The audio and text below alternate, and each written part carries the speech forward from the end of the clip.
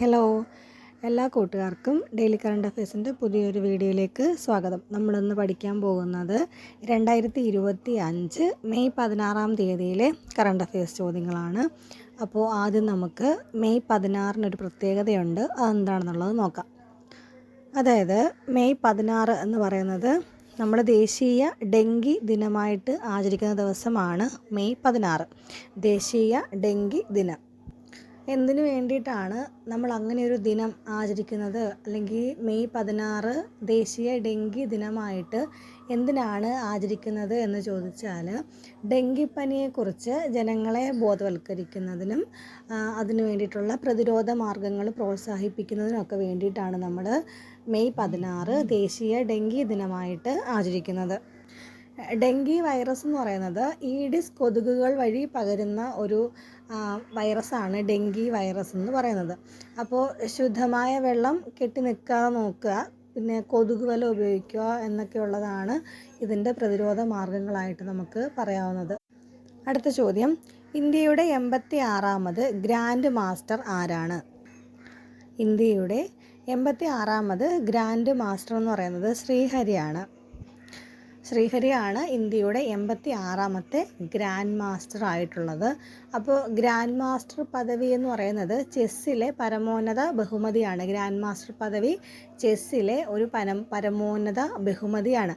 ഫിഡെയാണ് ഈ പദവി നൽകുന്നത്. അപ്പോൾ ശ്രീഹരി 2025 86ാമത്തെ ഗ്രാൻഡ് മാസ്റ്ററായി. ഓക്കെ, അടുത്ത ചോദ്യം, ഉത്തർപ്രദേശിലെ ജവാർ വിമാനത്താവളത്തിന് സമീപം സെമി കണ്ടക്ടർ യൂണിറ്റ് സ്ഥാപിക്കുന്നതിൽ ഏതൊക്കെ കമ്പനികളാണ് ഉൾപ്പെട്ടിരിക്കുന്നത്? ഉത്തർപ്രദേശിലെ ജവാർ വിമാനത്താവളത്തിന് സമീപം സെമി കണ്ടക്ടർ യൂണിറ്റ് സ്ഥാപിക്കുന്നതിൽ ഏതൊക്കെ കമ്പനികളാണ് ഉൾപ്പെട്ടിരിക്കുന്നതെന്ന് ചോദിച്ചാൽ HCLും ഫോക്സ്കോണുമാണ്. HCLും ഫോക്സ്കോണും. അടുത്ത ചോദ്യം, 2025 ഏപ്രിലിൽ ഇന്ത്യയിലെ മൊത്തവില സൂചിക അടിസ്ഥാനമാക്കിയുള്ള പണപ്പെരുപ്പ നിരക്ക് എത്രയായിരുന്നു? 2025 ഏപ്രിലിൽ ഇന്ത്യയിലെ മൊത്തവില സൂചിക അടിസ്ഥാനമാക്കിയുള്ള പണപ്പെരുപ്പ നിരക്ക് എത്രയായിരുന്നു? ചോദ്യം എന്താണ്? 0.85%. 0.85%. യൂണിയൻ പബ്ലിക് സർവീസ് കമ്മീഷൻ്റെ പുതിയതായിട്ട് നിയമിതനായ ചെയർമാൻ ആരാണ്? യൂണിയൻ പബ്ലിക് സർവീസ് കമ്മീഷൻ്റെ പുതിയ ചെയർമാൻ ആരാണ്? ഡോക്ടർ അജയ് കുമാറാണ് യൂണിയൻ പബ്ലിക് സർവീസ് കമ്മീഷൻ്റെ പുതിയ ചെയർമാൻ. അടുത്ത ചോദ്യം, നെഹ്റു യുവ കേന്ദ്രയുടെ പുതിയ പേര് എന്താണ്? നെഹ്റു യുവ കേന്ദ്രയുടെ പുതിയ പേരാണ് മേരാ യുവ ഭാരത്. മേരാ യുവ ഭാരത്. ഈ സംഘടനയുടെ പ്രധാന ലക്ഷ്യം എന്താണെന്ന് ചോദിച്ചാൽ യുവാക്കളുടെ നേതൃത്വവും സാമൂഹിക പ്രവർത്തനങ്ങളും പ്രോത്സാഹിപ്പിക്കുന്നതാണ് മേരാ യുവ ഭാരതിൻ്റെ പ്രധാന ലക്ഷ്യം എന്ന് പറയുന്നത്. അടുത്ത ചോദ്യം, കേന്ദ്ര സർവകലാശാല എക്സിക്യൂട്ടീവ് കൗൺസിലിൽ നിയമിതനായ ആദ്യ ഇന്ത്യൻ വനിത ആരാണ്? കേന്ദ്ര സർവകലാശാലയുടെ എക്സിക്യൂട്ടീവ് കൗൺസിലിൽ നിയമിതയായ ആദ്യ ഇന്ത്യൻ വനിതയാണ് ഉപാസന മഹന്ത.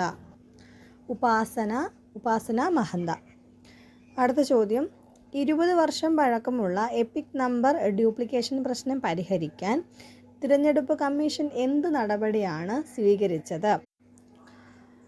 20 വർഷം പഴക്കമുള്ള എപിക് നമ്പർ ഡ്യൂപ്ലിക്കേഷൻ പ്രശ്നം പരിഹരിക്കാൻ തിരഞ്ഞെടുപ്പ് കമ്മീഷൻ സ്വീകരിച്ചത് എന്ത് നടപടിയാണ്? ഉത്തരം എന്താണ്? ബാധിക്കപ്പെട്ട വോട്ടർമാർക്ക് സവിശേഷ എപിക് കാർഡുകൾ നൽകിയിട്ടുണ്ട്. ബാധിക്കപ്പെട്ട വോട്ടർമാർക്ക് സവിശേഷ എപിക് കാർഡുകൾ നൽകിയാണ് ആ പ്രശ്നം പരിഹരിച്ചത്. അടുത്ത ചോദ്യം, ഓപ്പറേഷൻ സിന്ദൂറിൻ്റെ വിജയത്തെ ആദരിക്കുന്നതിനായിട്ട് തിരംഗ റാലി സംഘടിപ്പിച്ചത് എവിടെയാണ്?